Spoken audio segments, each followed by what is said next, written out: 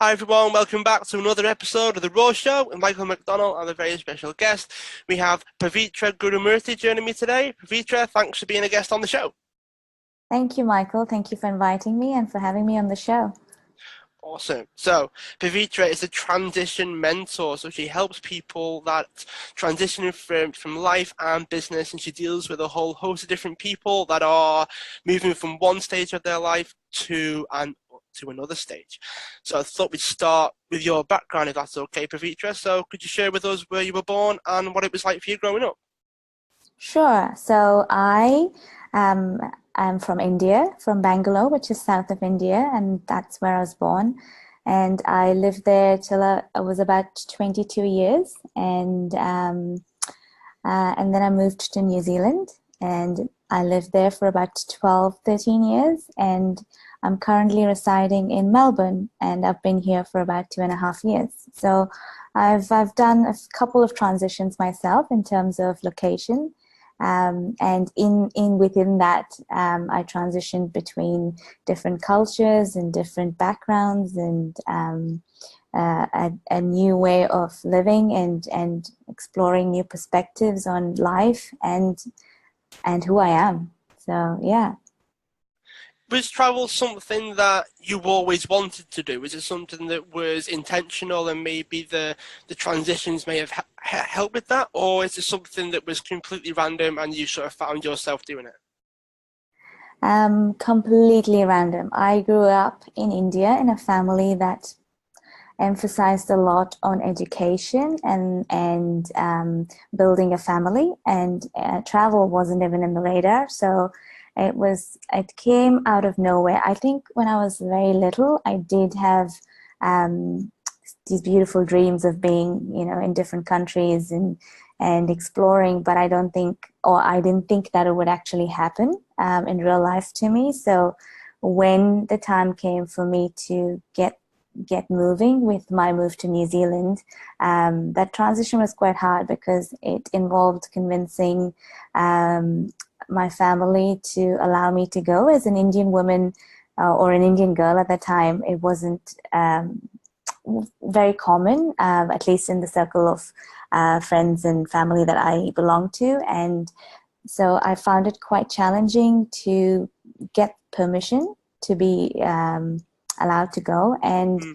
I found it quite daunting myself, because although there was a drive within, I think there was an intuitive drive to make that move, especially because I hadn't traveled anywhere, let alone, move from one country to another. I hadn't even seen India, and then to move by myself was huge. So yeah, it was very based on intuition rather than this goal-oriented way of traveling. Yeah. Is that something that you see a lot? So you help people transition quite a bit, whether it be intentionally or not intentionally. Is this like drive to do it, or this it just feels like something I need to do? Is that something that's common that you've seen? Yeah, I think like most transitions in life, it sort of starts off as a seed inside our heart and our body, and then it kind of then develops it into a thought that then drives the person to acting on that thought. So I think most transitions that happen in life are because there's a part of us, or the soul that is um, who we are, decides that there's more growth and there's more wisdom that one needs to discover about themselves and about life, and it nudges people to transition into their life. And sometimes it doesn't really have to be moving from one place to another. It could be just, being in the same city and living where you're born, but traveling out in your mind, in your heart, and in a sense of doing this astral travel where you kind of expand your world through knowledge and wisdom rather than actual transitions. And then there are other times when life brings challenges to you and forces you to sort of transition into a new way of living, or a new behavioral pattern or thought pattern. if you're open to sharing about it, what were your transitions? So you can pick out the most important ones if you wanted to, or you can sort of breeze over them and go deep into the more defining ones. But what were your transitions? There are two or three that stand out the most. So the first one that stands out for me is transitioning from, I guess, the transition of I wouldn't even call it transition. It's coming face to face with death and not my own, but losing loved ones. So I lost both my parents when I was quite young. So I lost my father when I was 14 years old, and I lost my mother about 5 years ago. And I'm the only child, so coming face to face with profound loss was my first transition in life. So at the age of 14, my young mind didn't really understand fully what that transition meant. And you hear people tell you this is part and parcel of life. We are birthed into this life, and then there is an ending to it. But we don't really fully embrace death as much as we embrace life, because we see death as something negative, and we see life, or the birth of a new baby, as something joyful and celebratory. So as normal people react, I reacted quite badly to the loss, and there wasn't much support in terms of yes, it is painful, and yes, it is absolutely soul crushing, but also there's still life that goes on after that, and how you can cope with that as a young girl or an adult, or just as someone kind of dealing with death, because we don't usually come close to something like this very often, and when it does, it shakes us because we don't talk much about it, we don't interact with it on a daily basis. It happens to us. We face life and death every single minute of our lives. And I use this analogy of, when you breathe in, you breathe in life, and when you breathe out, you literally breathe out dead air. So it's death in itself. And we don't see that life and death happens at every second in our life, and we choose not to acknowledge it. And so when something as big as losing a loved one happens, it really shakes the very foundation of what we know life to be. So that is probably the biggest transition of my life. It is not probably, and and and they kind of happen simultaneously with me moving countries as well. So especially when I lost my mother, and I moved to Australia from New Zealand. That kind of happened very simultaneously, and also that was a move that wasn't goal driven. It was again very intuitive and very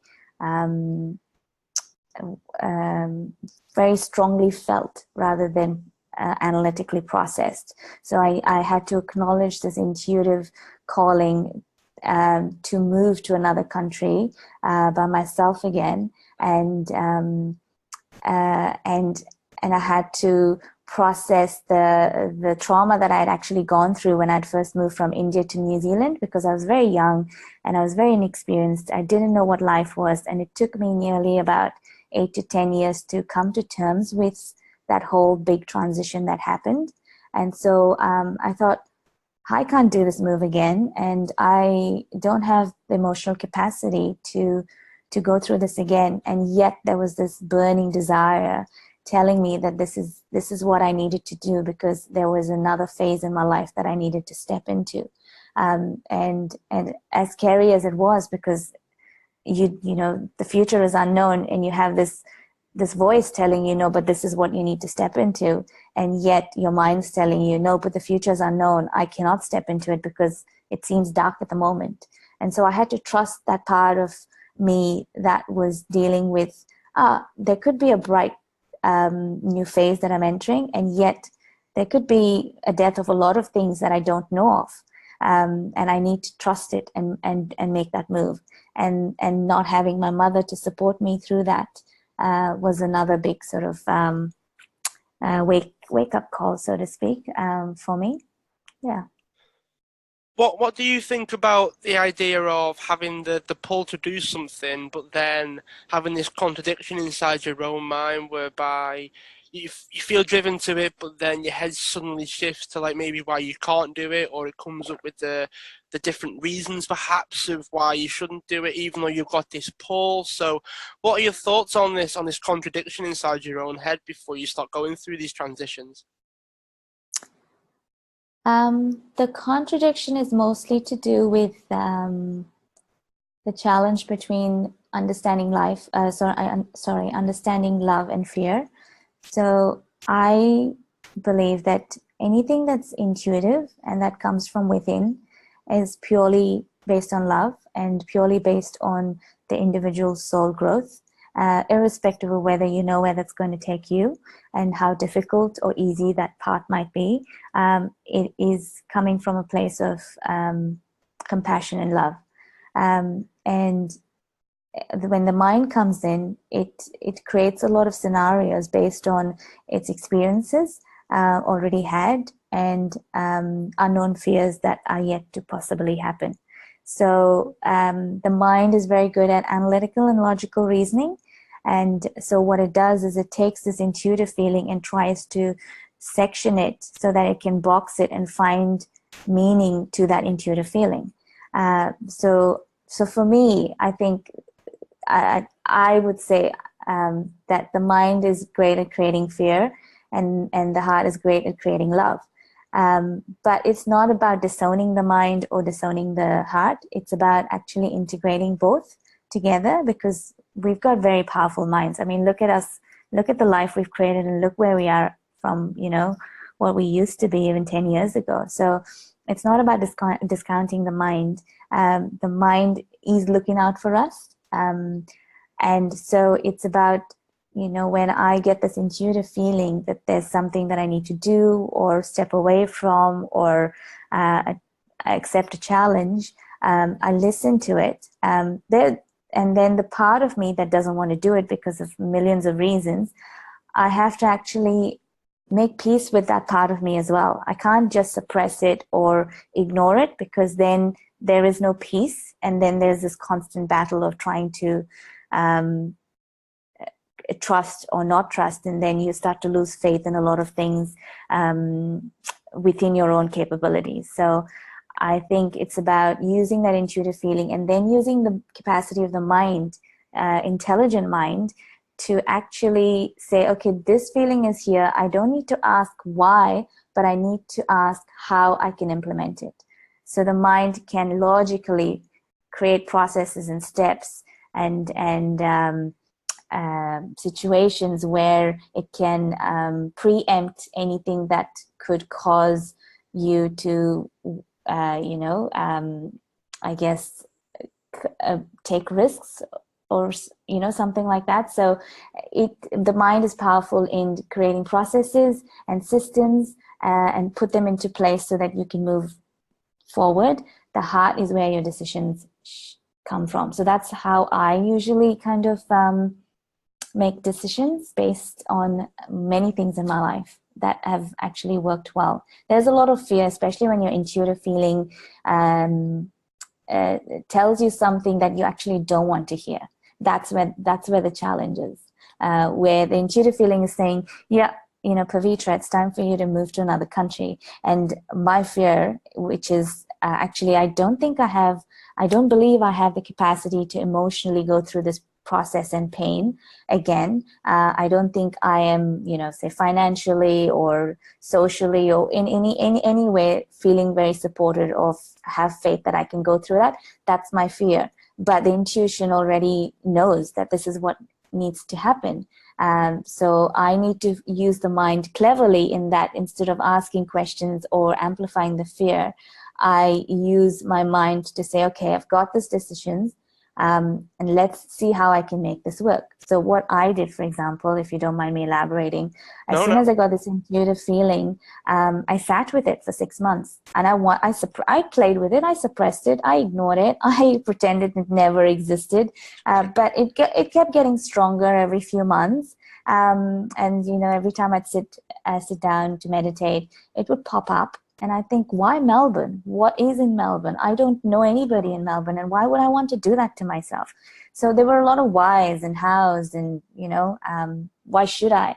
But I sat with it for 6 months. I sat with it for a year, and then what I decided was, okay, it seems like this feeling is not going to go away. So what I'm going to do is I'm going to go to Melbourne, spend a week there as a holiday, and just get a feel for the city. I'm not moving now, but I'm just going to get a feel for it. So I did do that, and I enjoyed being here, and I enjoyed that week here. And I went back and I thought, no, I don't think I'm ready yet, so I'm not going to do anything, and I'll let life guide me and nudge me, just as it did with bringing that feeling into me. So I kind of sat with it, and when the timing was right, Mike, then this is what I call magic. When the timing was right, people, situations, and things entered into my life and just magically supported me through that process. And fear had no room. Fear literally had no space, because I felt like I was just lifted off and just brought on a cloud into Melbourne. And I couldn't have planned that in any way, to be honest. Do you feel like there is a process that the majority of people go through when they start? Because it seems to me that there's always this process that we can go through. It seems with any any important decision that we make, there's always this thought process. There's always this talking ourselves out of it, talking ourselves into it, weighing up the pros and cons, whatever it happens to be. But it seems like there's a process that we all seem to go through. Is this something that you've experienced with the people that you've worked with as well?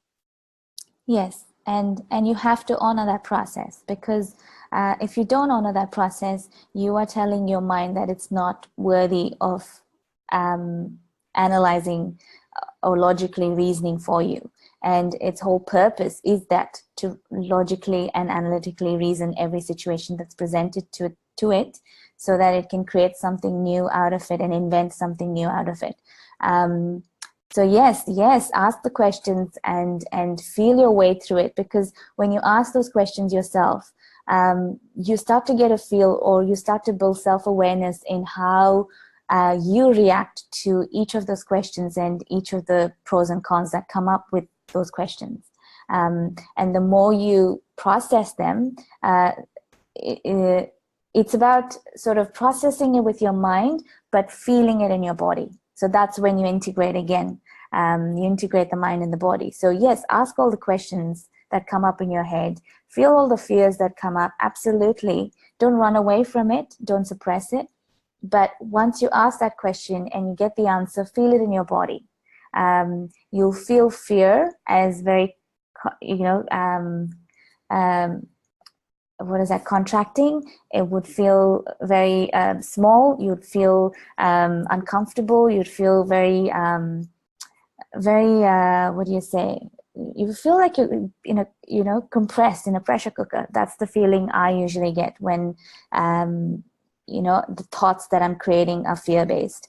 And then the thoughts that are expansive, or filled with positivity, or kind of aligned with my intuition, they make me feel excited even if the future is unknown. They make me feel expansive even if the future is unknown. They make me feel safe, and they make me feel that I have faith in something. So those are the two very important things for me that are, when I know that I can trust this, is when I have a thought and I feel it in my body, and that thought makes me feel safe. If that thought does not make me feel safe, then I know it's very fear-based. I want to move on a little bit, but before I do, you did mention a second transition that you had. So would you be able to share that one with us as well? That was moving countries, really, because they kind of went hand in hand with the loss. When I moved countries, especially the second move that I made, which was from New Zealand to Melbourne, I had to learn to own the word often, which I did not want to ever hear. And I had a very, I had, bad reaction to that word, of course. And then I landed in Melbourne, and beautiful people that I met would ask me where I'm from and where my family is. And that would be a trigger point for me. So it started to make me feel very lonely, and the sense of belonging that I thought I understood suddenly crumbled.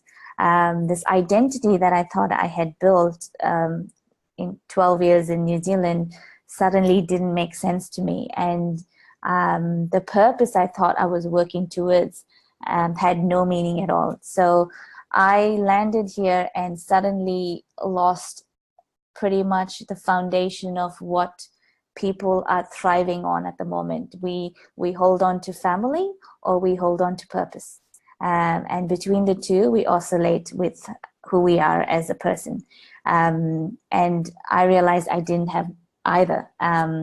And that really made me feel not worthy of living this life, and not worthy of just being here. And I had to go quite deep into the darkest part of me, and truly understand what belonging and purpose really meant. And to me, belonging is not outside of us, it's within us. And I had to truly understand that without family, we still are here. Like, I'm still here, even though I don't have any family. I'm still here. And why am I still here? What is making me still stand here? What is the energy behind my heartbeat? Why does that continue to beat even though I'm choosing that I don't want to be here? And so I had to honor that very subtle energy that is choosing to make me continue to live my life here, and that energy that fully knows when it's time for me to leave. So I had to go so deep into understanding that energy and connecting with that energy, and then honoring for everything that it is, because that is that energy that gives me life. It allows me to breathe in and breathe out. It beats my heart at the right time, at the right place for me to function in this world. And then I realized, actually, what is purpose? Then my purpose is nothing but to be here and to allow that energy to guide me through my life here. It's not about saving the world. It's not about helping people. It's not about building a home, a family, organization. None of that matters at the end of the day. What really matters is me just honoring my heartbeat and my breath. And so I had to go very down to the basic to understand what it means to belong and what it means to have a purpose in life. Thanks for sharing that, Pavitra. That was very well put. And I think that very often it's our experiences that do cause us to analyze things and see things and change our perspectives in quite a big way. I mean, do you think that a lot of people try to avoid those situations, so maybe they don't have to have these conversations with themselves, so they don't have to change? I mean, what are your thoughts on that?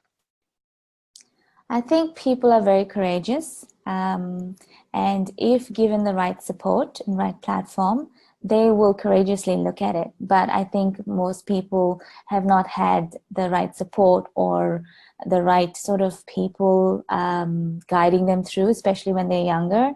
And that's just purely based on, generational sort of upbringing. And yeah, I think that's why they learn mechanisms to cope with those feelings of depression, anxiety, or not having a sense of belonging, and the sense of worthlessness and not being good enough. We all are dealing with it at different degrees, and I think we're all here in this life to understand and to completely surrender to these feelings so that we can transcend them. And so no one is less brave or more brave than the other. It's just really about the right kind of support and the right kind of environment, as in, platform for exploration. And there are more coaches and people out there, and counselors and people who are doing the work. And I think we're just living in a very fast-paced life at the moment. So to stop and feel our feelings is secondary to going out and achieving something. So I think at some point, hopefully, we'll realize that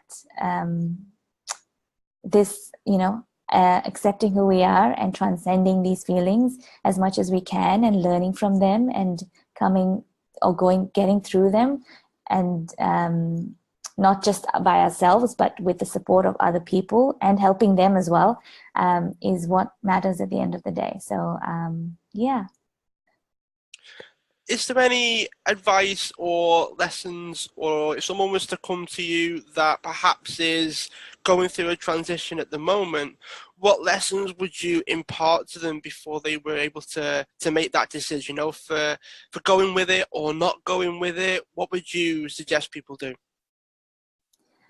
I would suggest people to basically trust their instincts, because also intuition is so powerful that it knows exactly what you need to do every single day, and it may be different from what you felt yesterday too. So it's about going with the flow, and two, about surrendering to all of life, basically. It's about just surrendering to your feelings, no matter how good or bad they are, surrendering to the decision that you are choosing to make, and then surrendering to those fears that come up, because the more you try and resist it, the bigger it gets. And I'm not saying invite it and let it engulf you. I'm saying talk to it, interact with it, because there's a lot of gifts within that fear, because it's actually, fear is just a mirror reflection of what you are not ready to see about yourself. Very, very well, interestingly put there, because it feels at least to me, excuse me, that people can either use the fear or use their emotions for good reasons. We use them for good reasons. We give them a good meaning. We give them a purpose to it. We use them as opposed to let them define us or use us to a certain extent, because sometimes, not all the time, but sometimes we can be used a little bit by our emotions or by our fear or just by our negativity to a certain extent. And have you got any passing remarks on how people could maybe use their fear for good as opposed to letting it control them? Do you have any initial thoughts or strategies for us to help us do that? It's really, when the fear pops up, it's to really ask it what it is trying to tell you. What is it that you're not seeing, and why is the fear presented itself? And rather than emotionally reacting to it, or yes, absolutely emotionally react to it, because if you don't, then you feel like there's something not right. You can't analyze the whole thing. So emotionally react to it. Do as much as you need to fear it, suppress it if you have to, surrender to it if you have to, but then take a step back and then actually have a conversation with your fear. Say, okay, yes, I'm afraid of this transition. I am afraid of, for example, giving up this career that I've had for 10 years and starting something new, or going back to school, or, dealing with a breakup, or whatever this is. I'm afraid that I do not have the capacity to go through this. And tell me what do I need to know in order to feel safe that this next phase of my life is going to be good for me. Ask the fear. 9 times out of 10, it will talk to you. That's why fear comes up. It's actually trying to get your attention. And then when you talk to it, it'll actually tell you, yeah, actually, you're afraid of being alone, or you're afraid of stepping into this new direction in your career because you haven't actually worked in it before. You've got the skills, you've got the knowledge, but you really haven't done it. So it's out of your comfort zone, but that doesn't mean that you can't do it. and then sort of nurturingly, the fear can nurture you just as much as love and positivity. It's just that we don't see it that way because of our upbringing in terms of how we react to fear. Very well said. Yeah, I like that. I'm making notes, by the way. So if people are listening, I hope you're making notes as well. If there was an ideal situation, so you mentioned having the fear show up, you mentioned having the fear being there to talk to you and everything else. Is this something that there is an ideal way of approaching it? Is there a way that you think would be more beneficial than another way? And, would you be prepared to share that? I don't know what you mean, Michael. Can So you it's like, repeat that question? yeah, sure. I can sort of explain it a little bit. Is that like that there are people that try to resist the whole thing, for instance, like Yes. they shut off from it, they try to deny it, maybe like they deny that it's there, or they try to do anything that sort of gives them a more negative relationship with fear or with the voice inside their head or with whatever the case is.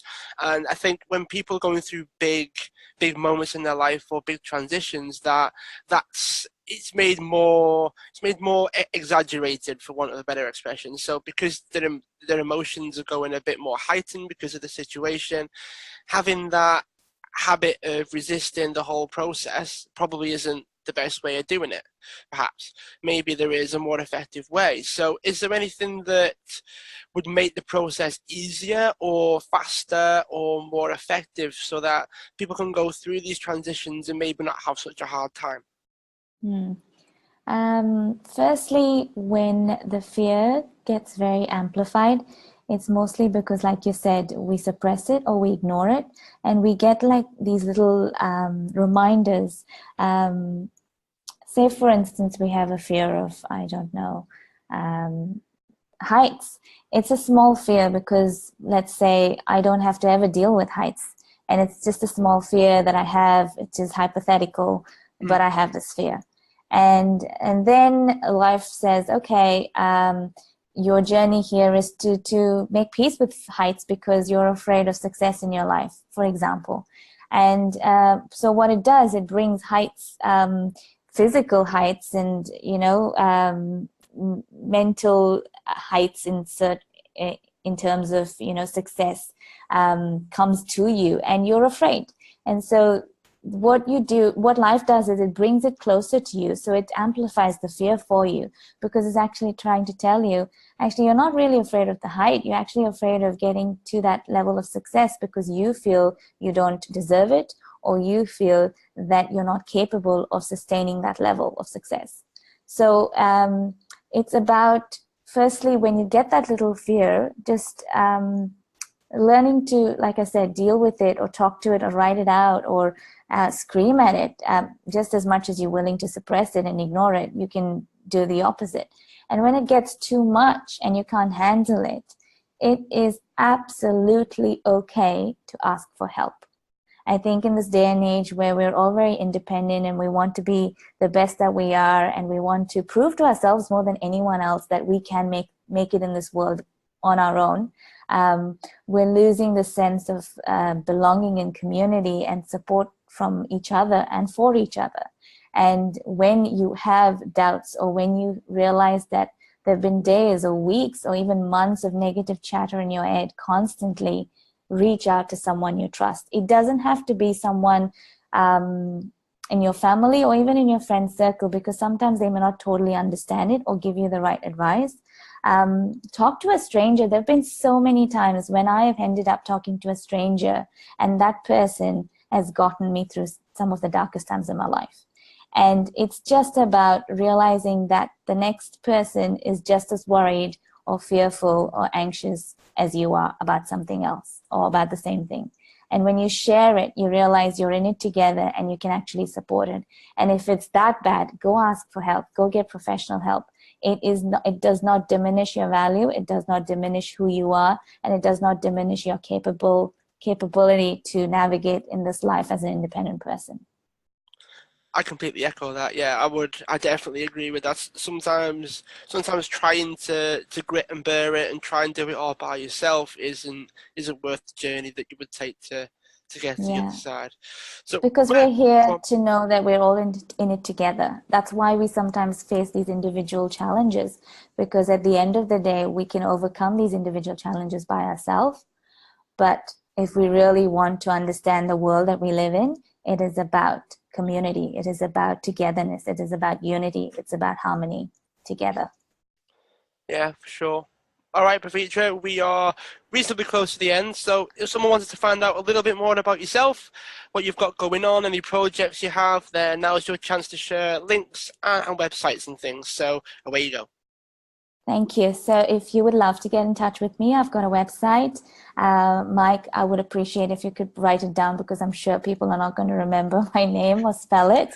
Go on. But I'll say it anyway. It's www.pavitraguru.com.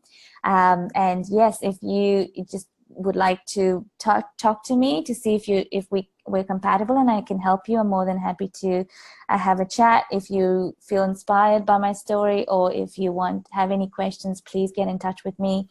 As I'm working one-on-one at the moment, but I'm looking forward to running workshops and other things that I'm working on at the moment. So if you sign up to my subscribe to my website, then you will get all those updates.